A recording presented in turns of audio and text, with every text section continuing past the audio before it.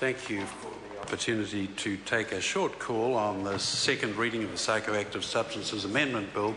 Mr. Speaker, there has been a fair amount of self-righteousness coming from the opposition parties as to how they could have easily themselves solved this question. But in actual fact, it is a complex situation that this Parliament and successive parliaments have been trying to grapple with for over 22 years.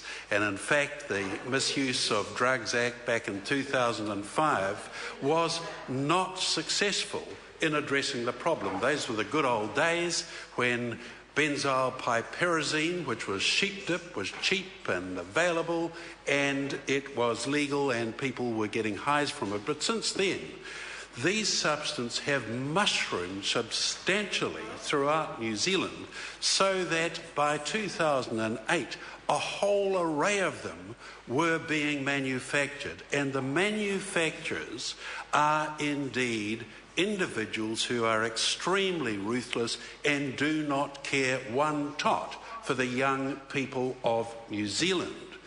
Attempts were made by the Honourable Peter Dunn when he issued temporary class notices, and of course prior to that, or in 2011, there was the Law Commission's extensive paper, when the genesis of the present bill came into being in 2013. The idea behind it to minimise risk, to protect the public health, and with the thought that the manufacturers would be required to show minimal risk. As it's turned out, this is not easy. The inventive minds of the manufacturers are there to do everything they can to sabotage. But I know that Hanua, the electorate I'm very proud to represent, is a classic example of what's happened right around the country.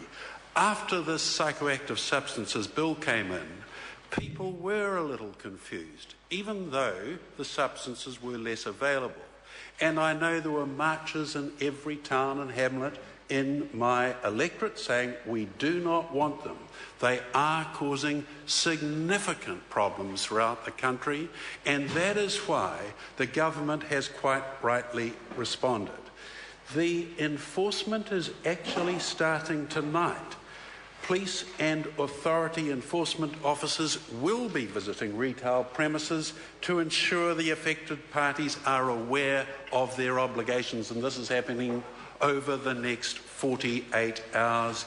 And as the Minister of Health, the Honourable Tony Ryle, has pointed out, active enforcement will occur on the 8th of May.